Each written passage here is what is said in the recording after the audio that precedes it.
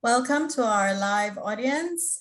We'll just give a few minutes for people to filter in.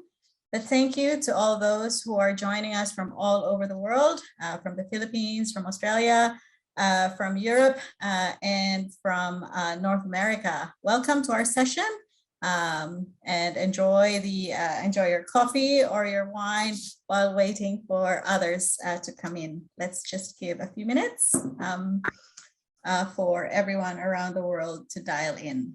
Thank you. And this event is being live streamed on Facebook. So welcome to our Facebook audience, and welcome, of course, to our Sydney Southeast Asia Center audience who have dialed in through Zoom. Welcome. Okay, we might kick things off. My name is Sandra Sano-Alde from the University of Sydney Business School and the Sydney Southeast Asia Center, and I'll be your host for today's session on the Philippine policy agenda for post-pandemic economic recovery. Today, we're so pleased that we have a very special and distinguished guest, Dr. Stella Kimbo. Dr. Kimbo is a representative of the 2nd District of Marikina City and Deputy Minority Leader of the 18th Philippine Congress. She is also an academic, previously served as a professor and department chair of the University of the Philippines School of Economics prior to her appointment as commissioner of the Philippine Competition Commission. For a few years, she was also Prince Claus Professional Chair holder at Erasmus University of Rotterdam in the Netherlands. Despite what I imagine to be an incredibly packed life, Dr. Kimbo continues to actively publish in the fields of public policy and health economics. So I am a new fan, Dr. Kimbo, of your publications and your active life. So, Madam Representative, over to you. Thanks, Sandra. And of course, good morning to everyone, or good evening wherever you are. My task this morning is to talk about a Philippine update, obviously on COVID and the economic response that we are all hoping for post-COVID. So let me start, of course, with the usual COVID curves. So this is the situation that we are facing at the moment. As you can see, it had been a roller coaster ride for pretty much all of these countries on the slide. For the Philippines, so we are the green slide. We've been, so far, more or less, we've experienced about 3 curves. In the case of other countries, it is not quite clear how many curves they've actually had so far. But in the case of the Philippines, for the first part of the pandemic, we were #1 in terms of COVID cases. Shortly after that, Malaysia overtook us, as well as Thailand. But then most recently, for Omicron, when Omicron came, the Philippines was actually the first one who had a big spike in cases. And at this point, there seems to be a continuous downtrend, and hopefully we stay at that. But just a caveat, what we are really capturing here, at least for the Philippines, is really number of tests done. Because in the Philippines, obviously the numbers here are reflect pretty much the number of PCR tests conducted. But in the case of Omicron, there have been anecdotal evidence that many have just have decided not to do testing and do home care. So this may not accurately capture actual number of cases as it is in many parts of the world. Next, please. So this is how it looks in terms of deaths, recoveries, hospital beds per population. Perhaps this is a number that Filipinos might be interested in. Looking at hospital beds per 10,000 population, the Philippines actually has the smallest number at 5 per 10,000 population. And this has been a big challenge for the Philippines. There have been many sad stories of, in fact, some famous people who died while waiting for a hospital bed in makeshift tents outside the hospital. Moving forward, of course, the permanent solution to COVID is really vaccinating pretty much the entire population. And so far, the Philippines is at 56.52% fully vaccinated. For the NCR, National Capital Region, we have about 97.8% of the target population. So by target population, we mean the frontliners, the senior citizens, as well as those with comorbidities. In terms of full population, I think this is about slightly over 70%. So we're doing pretty good. So that's probably why, if you remember the COVID curve that I just showed a couple of minutes ago, we are on a downtrend. And this is obviously because of the gains that we've had for vaccination for the NCR. Next, please. All right, so economic situation, this is where we are at this point. The 2021 numbers for GDP per capita, we have not yet returned to pre-pandemic levels. So we are at 167,000 pesos. This is at 2018 constant prices. Obviously much lower than the 2019 figures of 180,000 pesos. So this is about 167 is about a little over 3,000 US dollars. Prior to the pandemic, we were doing okay at a 6.4% year-on-year growth rate. But then obviously when the pandemic struck, we faced a lot of issues, particularly as a result of the very strict lockdown policies that we adopted. And I'll talk about that more in a bit. But the takeaway in the slide is that while we actually had a very huge contraction in 2020, and this is all-time high contraction rate of minus 9.6%. We have obviously grown or recovered after that, but not fully recovered because we have not yet returned to pre-pandemic levels in terms of both growth rate as well as GDP per capita in constant prices. Next, please. All right, so just for a comparison, looking at the figure on the left side, the Philippines is the red line. Pretty much, we were the laggard in the ASEAN. This is in terms of quarterly year-on-year GDP growth. So we were next to Vietnam prior to the pandemic, but then we just dropped and went to the lowest. We had lowest GDP growth rates in the ASEAN until quite recently. Obviously, the increase in or the acceleration in GDP growth rate is also due to base effects, having come from very low levels in the first part of the pandemic. And the figure on the right side shows the mobility index of both the Philippines and Vietnam. So this pertains to mobility in the workplace.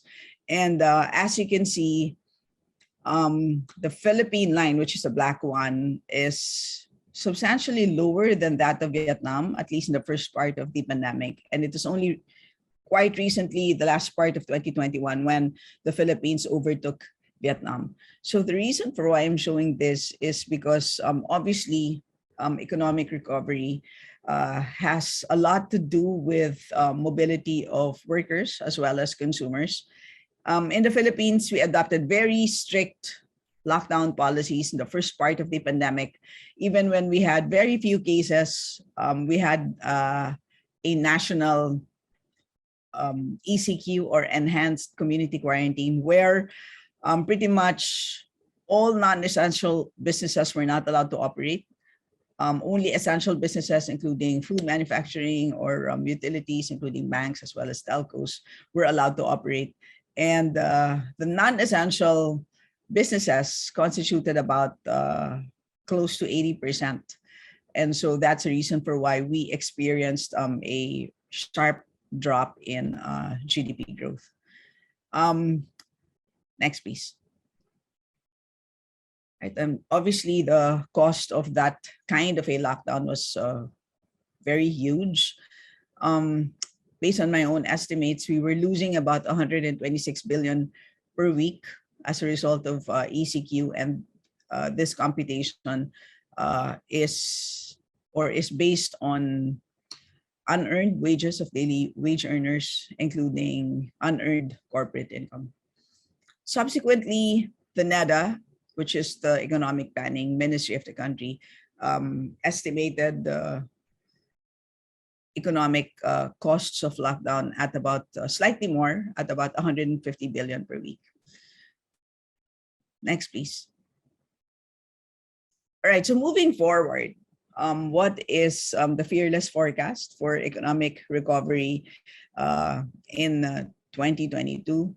So bottom line, I believe, is that how we will move forward really depends on a number of things, including the lockdown policies that we will adopt henceforth, as well as obviously how this would impact on both worker and consumer confidence.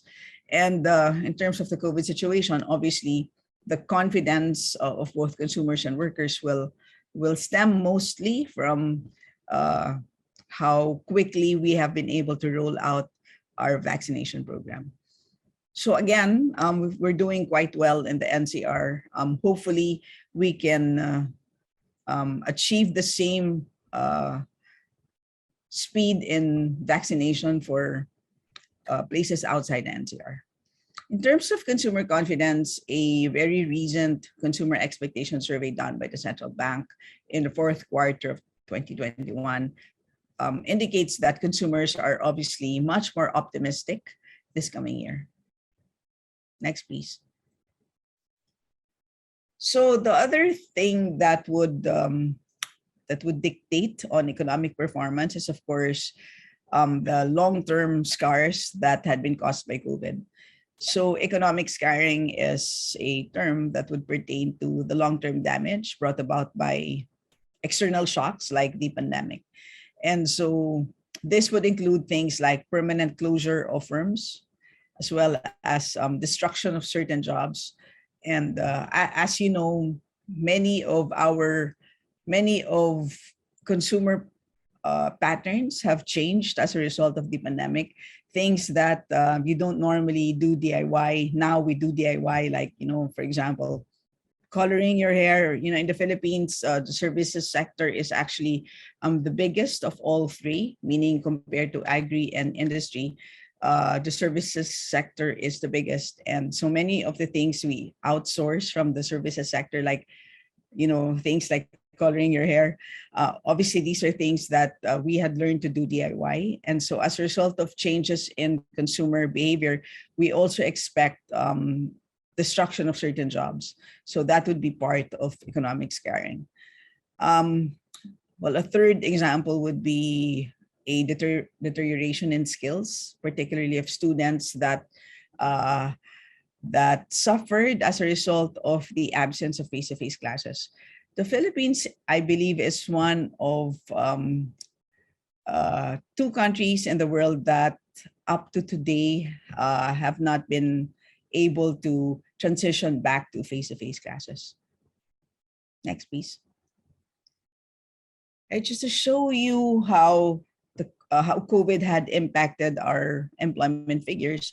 As you can see, we actually had an all-time high of a 17.7 unemployment rate, and this was shortly after the pandemic started in April 2020.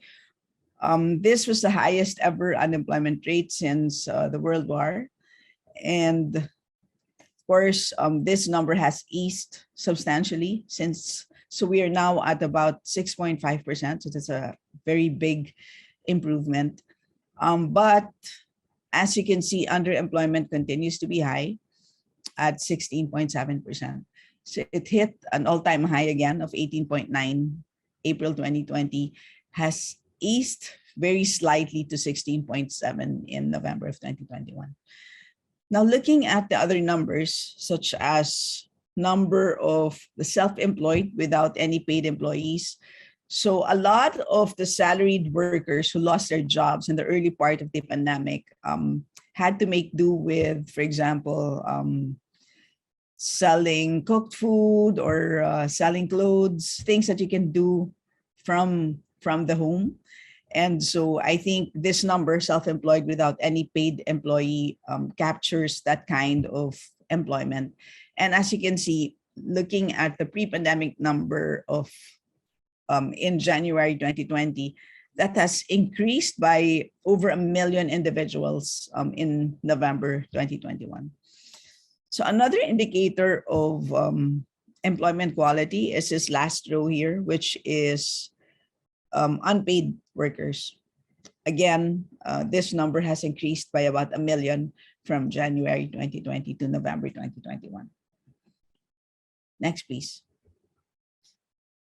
And a recent ADB study has talked about the impact of the absence of face-to-face classes. And the main concern here is that this obviously impacts the quality of learning or schooling outcomes.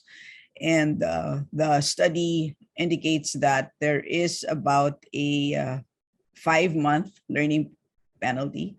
So a 12-month period of hybrid classes is equivalent to about 7 months of face-to-face classes.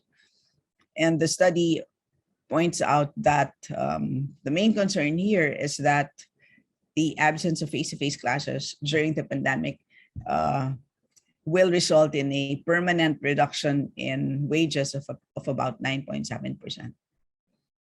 Next, please. Right, some aggravating factors. Inflation has steadily increased during the pandemic. This is actually caused by African swine fever, which killed a lot of our hogs. And so a big source of inflation here is the price of pork. Also, the price of public transportation, not really because of the fare itself, because fares are highly regulated in the Philippines, but mostly a result of policies pertaining to social distancing. For example, in some public transportations like tricycles, many LGUs or local government units did not allow the sharing of public transportation, which was something that was done pre-pandemic. So as a result of that kind of a shift in local government policies, households had to spend a lot more on public transportation. So we're not doing okay in terms of inflation. And obviously, this would impact on hunger. So looking at the next slide, hunger incidence has actually increased quite substantially. At least in the third quarter of 2021, we experienced an all-time high of over 60% for severe hunger. It has obviously eased since then, but hunger continues to be a problem. Next, please. Right, so moving forward, obviously what we need to do, the first big step is obviously trying to address weaknesses in the health system. And this would include the lack of hospital beds that I discussed earlier. We have very tired frontliners. Many of our frontliners have been very vocal about the lack of protection and the lack of compensation that they had experienced during the pandemic. Another problem is the lack of access to healthcare, especially for non-COVID cases. So obviously many Filipinos feared going to healthcare facilities, and so there has been an increase in health issues, particularly for non-COVID cases. Next, please. We also have issues with respect to our social health insurance program, which we call PhilHealth. It was unfortunate that at the height of the pandemic, Congress uncovered a lot of mismanagement problems in this program. So the Commission on Audit found some issues, particularly in how COVID funds were managed. As a result, PhilHealth lost a number of its top personnel. There are continued issues on fund viability and threats of hospital disengagement as a result of that. Next, please. Right, again, lots of problems, particularly in the education sector. We had great difficulty transitioning from face-to-face classes to online classes, and primarily because of our very weak digital infrastructure. When the pandemic started, only about a quarter of public schools had access to the internet. Less than 20% of households had their own internet access at home. Less than 100% of teachers had laptops. Same thing, same situation with students. So, and this is the reason for why at this point in time, I think the education sector is really one of the most affected by COVID. Next, please. Right, so forecast for 2022, our economic performance, I believe, will depend largely on how we are able to improve the resilience of our economy.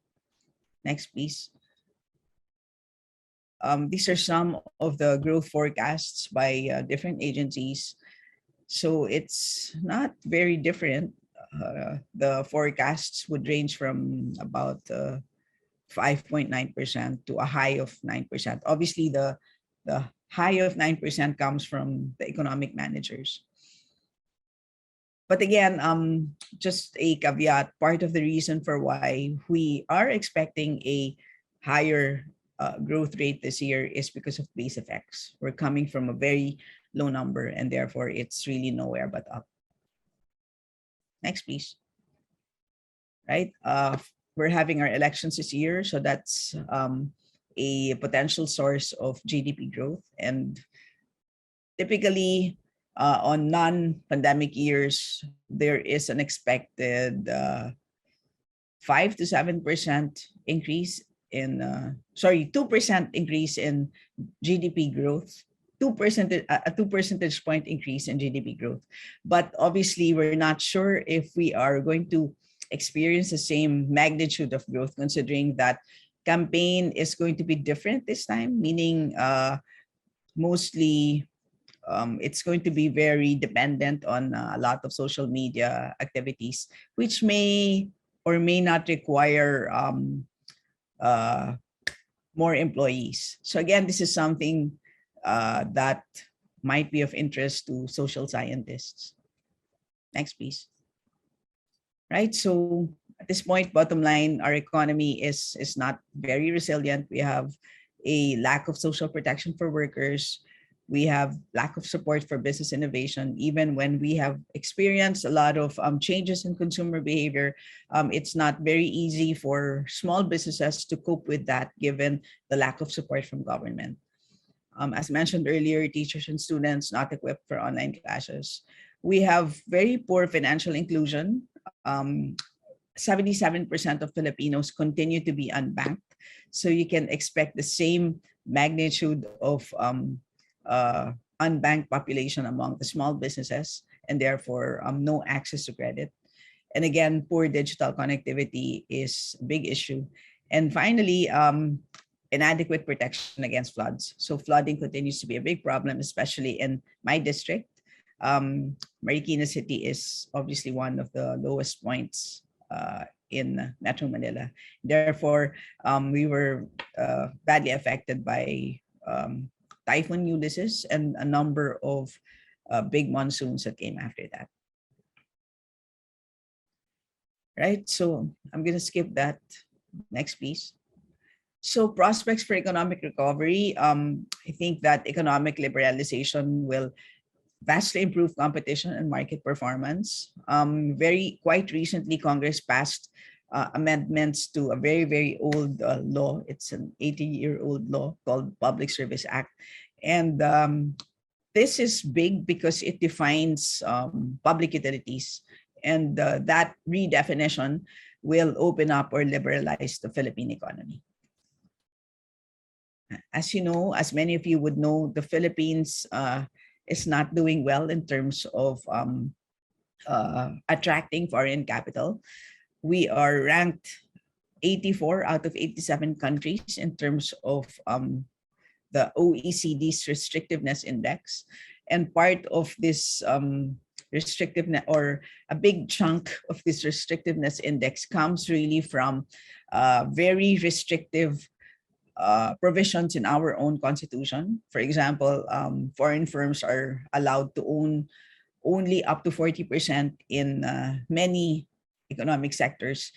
And so that's a reason for why the PSA amendments is big.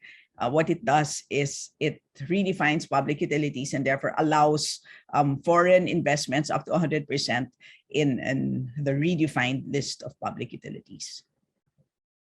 Next, please. Right, so very quickly, foreign investments are now allowed in these sectors: distribution of electricity, transmission. These are the sectors where foreigners are allowed to own only up to 40%. So for all other sectors outside this list, foreign ownership is allowed up to 100%. So this is a vast improvement compared to the existing law. Next, please.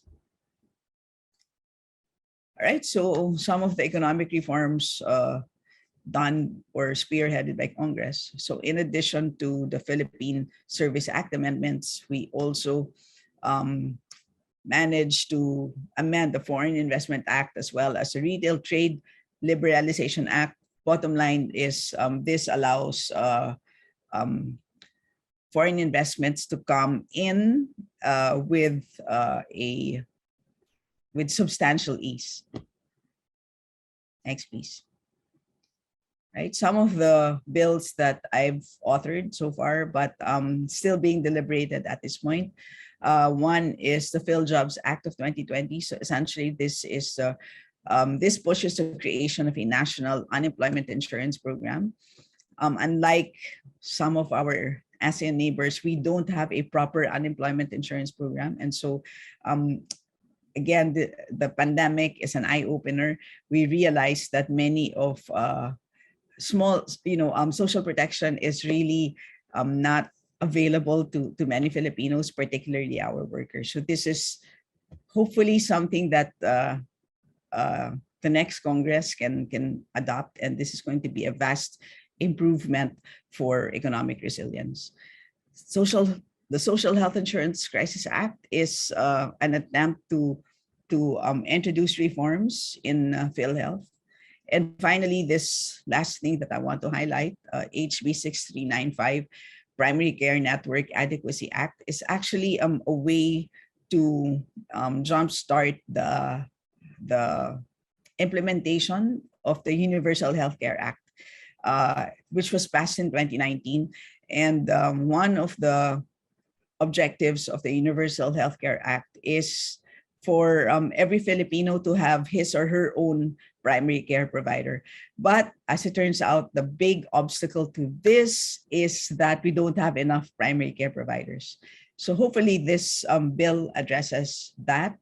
And again, as many Filipinos experienced during the pandemic, it's not having your own doctor that is a big source of insecurity or lack of confidence, which obviously impacts economic recovery. So I'll end there, and if you have any questions, I'll be happy to answer those. Thank you very much, Madam Representative, for that illuminating talk.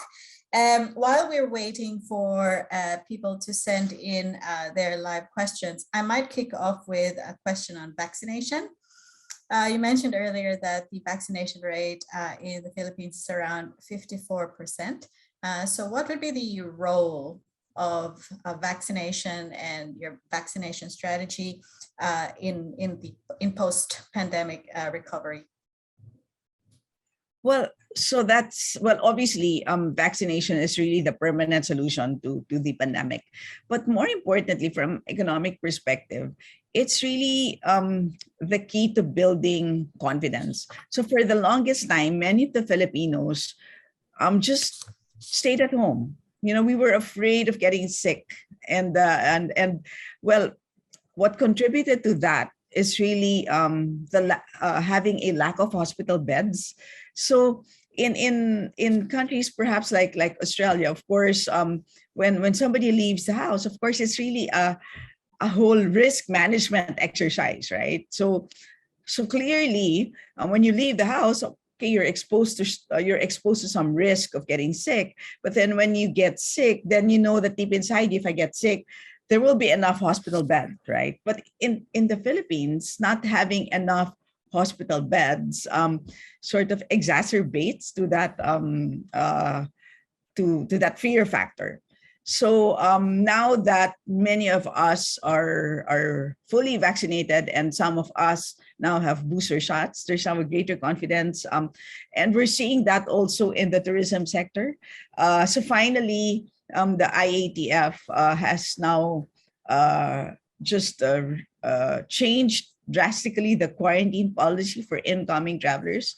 It's only quite recently, I think in the last 2 weeks, that quarantine has now been relaxed. It used to be that when you're all incoming passengers need to stay in a hotel for about 10 days after arrival, and that has really impacted our tourism considerably. So now we're only required to show a vaccination card, and so I think that will really change the picture in the tourism sector. And as you know, tourism is a big contributor to our GDP. So I think things are looking up. That sounds great. Just to follow up on that question, most policymakers around the world will agree that vaccination is the permanent solution in the way out of the pandemic. Just really quickly, is the Philippines encountering the same kind of anti-vax sentiment, for example, that's being exhibited out of Canada, Australia, US, and Europe? Are you encountering that issue? I think the anti-vax sentiment, that's and I think that's only for a small minority, but I think that's global. You'll have small pockets of anti-vax sentiments everywhere. But personally, from what I experienced in my district, so when we started talking about vaccination, I think this was about March of 2021, I did a survey in my district, and only about 17% were willing to be vaccinated. This was at the start of the rollout of the vaccination program. But then shortly after that, we had a surge. This was our second COVID curve. After that surge, people realized the importance of vaccination. And so shortly after that, people were starting to scramble, and now we experience very long lines for vaccination. So that kind of, in a way, helped people realize that, vaccination is very important.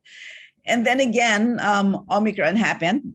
And then, so I personally, I got Omicron, but because I was fully vaccinated, or I am fully vaccinated, I only had symptoms for about a day. And as you know, and so people then realized, wow, it's a good thing that I got vaccinated. And so that really protected me from having severe COVID. And so as a result of that, again, people are now more confident again, based on personal experience, based on family experience. I mean, then they realize that, oh, so it's true. If you get vaccinated, there's really now a very, very good chance that you will recover quite easily. So yes, Yep. so again, you can't help but feel optimistic about COVID. Now, this is great. And I think this is evidence that out of disaster and pain, some positive things can come out of very traumatic experiences. So we've got a question from the audience. What are the reasons why the government doesn't allow full face-to-face classes in all levels? I am personally frustrated with that policy. I think it's partly because the kids are not yet vaccinated, right? So as you know, the 12 and below, we wanted to start vaccinating the 12 and below, I think, first week of March. But then the most recent update that I heard, that will not happen first week of March. There are some delays with respect to vaccinating the kids. And so that's a problem. Even if your teachers are vaccinated, but if your kids are not vaccinated, then there's this fear that, there could be an increase in infection in schools. And so that's where we are at this point. And then looking at the school facilities as well, there's not a lot of hand washing facilities. There's not a lot of these new facilities that are needed post-pandemic.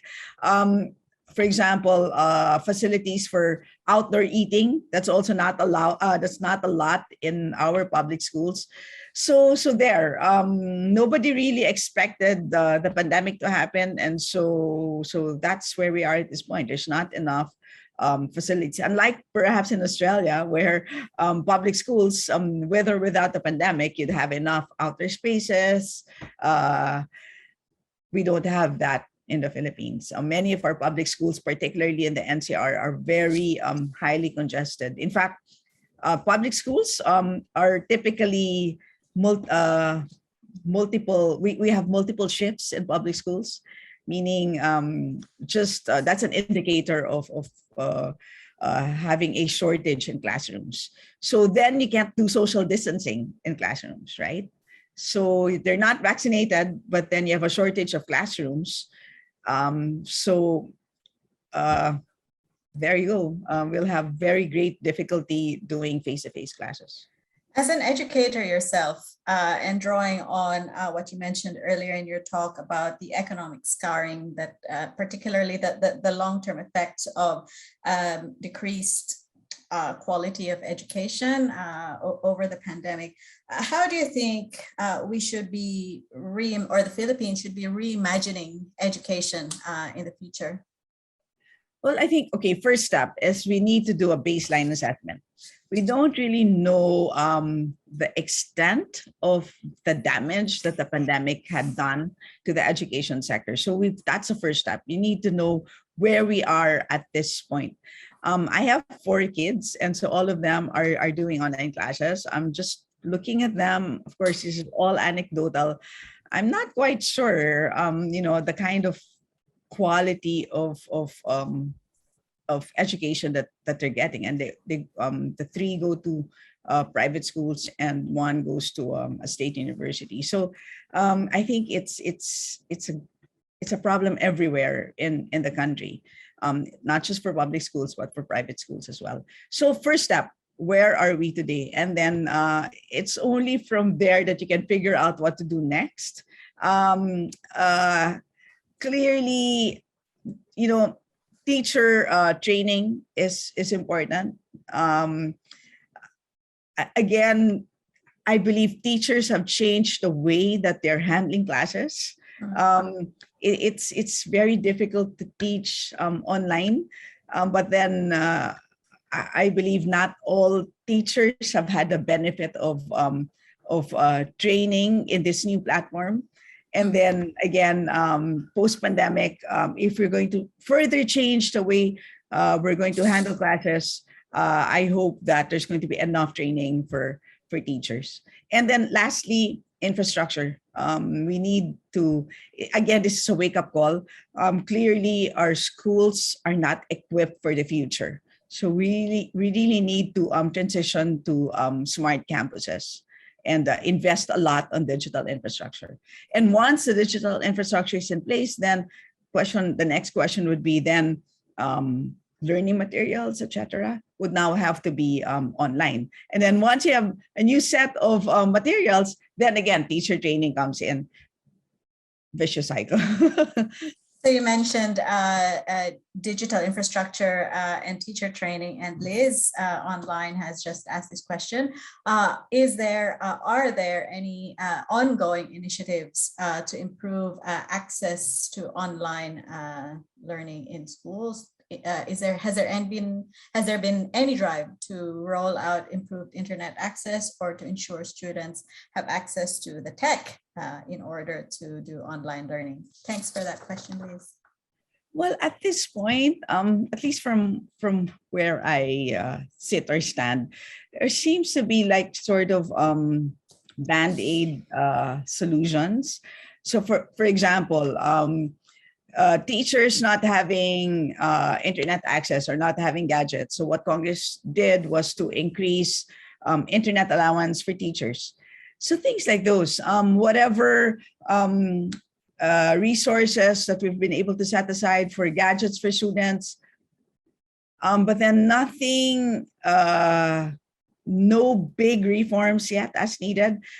Congress has been pushing for increased budget for smart campuses, but we have not been, we have been successful on our side, but then well, we still have to convince the Senate for that. This was a bill that we passed early on, and the very first economic stimulus package that we passed in 2020. And unfortunately, that did not make it in the Senate. And hopefully, of course, I'm sure that I'm sure all branches of government really at this point in time clearly understand the necessity of putting in the proper digital infrastructure for education. So I'm quite optimistic the next Congress will take this up and hopefully becomes a law. Well, in your talk, you clearly highlighted the strategic importance of education, particularly for improving the long-term skills needed by the economy. So on the note of the economy and economic recovery, the contraction of the economy in 2020 at 10% contraction was pretty significant. And it's really great to hear that there's been a recovery, an uptick in 2021. I thought I'd ask what's driving this recovery? You mentioned one, that's election spending, but where else is the recovery coming from? Noting that the services sector accounts for around 35% of GDP. Well, again, the caveat is, I believe it's really mostly a base effect. So we went down substantially. So it's really nowhere but up. So what we really need to understand is that we are nowhere yet close to the pre-pandemic levels. So in that sense, we have not really recovered. Of course, we use the word recovery to mean there's an uptick, meaning there's some increase. There's now a positive growth rate as opposed to a negative growth rate in 2020. But we have not yet returned to our pre-pandemic earning levels. So that's a first caveat. Second, I believe that there's an increase in spending on healthcare goods. I'm sure everybody's spending more on alcohol, spending more on protection, right? So that's a sector that has a lot of potential. Where else? The Philippines, of course, one potential area of growth is the creative sector. It was, of course, badly affected. Many of our artists now stopped performing, obviously, because their platform had been literally destroyed. There's nowhere to perform at this point in time. So, but the creative sector is I believe there's a lot of potential there. At this point, with what Congress has done is to actually pass a bill on institutionalizing the creative sector. So basically, it's now a defined sector, and in which case we're now ready to estimate the economic output and potential of the creative sector, and then hopefully the next step would be incentivizing the creative sector. I believe this is going to pass the Senate as well, so I'm quite optimistic this will become a law, and hopefully that will be a big source of growth moving forward. This is really great, and knowing that while the Philippines is coming from a really low base of growth, that there are very specific sectors that are going to continue to drive the growth, particularly consumer spending and the creative sector. I think that's really fascinating. And Sandra, again, it's really the bunch of economic reform bills that we had passed into law. So I believe this is going to be a way to bring in foreign investments, and of course, with foreign investments comes the creation of jobs. So hopefully, that would reverse the very high unemployment that we experienced in April 2020.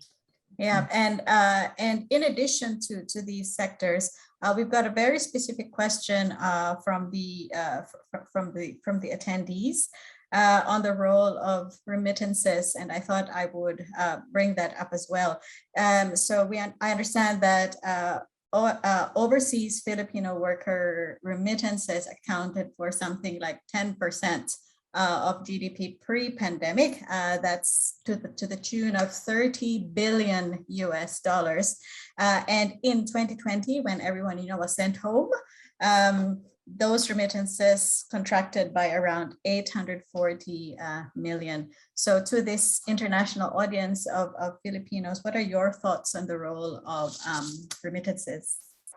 I just checked the numbers. I was quite surprised that I think it's now at 8.9% of GDP. So still quite high. So there's a small drop, but then 8.9% is still big. So I believe that it's coming also from the faster economic recovery outside the Philippines, right?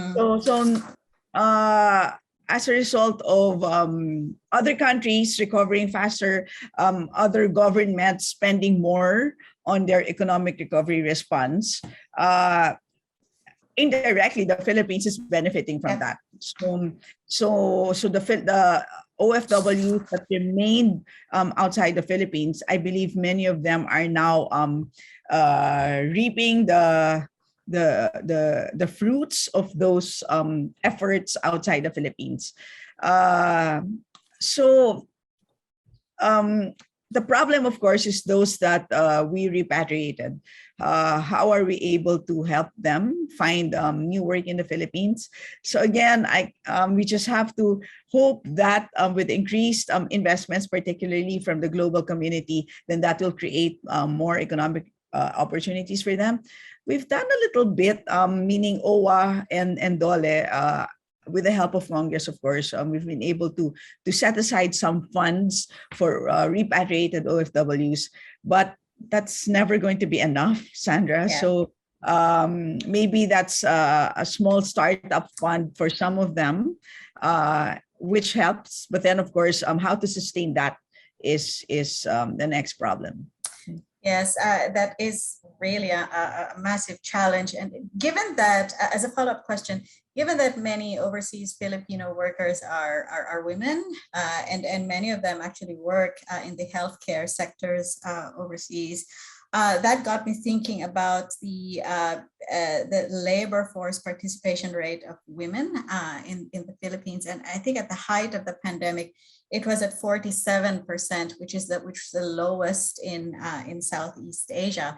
So are there any policy initiatives specifically targeted at women and increasing their participation in the labor force domestically? There's no, well, at least from what I know, there's no specific effort on that yet. But of course, as you know, women are actually, I think, more affected by the pandemic because, as you correctly pointed out, among frontliners, you have more women. In the tourism sector, you have more women. Teachers, mostly women. So to the extent that these sectors are really the top priorities in our general pandemic response. So then I believe it's also women that will gain more from that general response. So even if there's no specific response for women, we all also have to understand that the general economic or the general pandemic response will also mostly affect women more. Yes, I don't think the women are like completely left behind, but of course, it won't help to actually do something more specific and more targeted for women. Yes, absolutely. And I think there's a lot of research out there that highlights the really important economic role of women, particularly in the entrepreneurship sector, the small businesses, etc.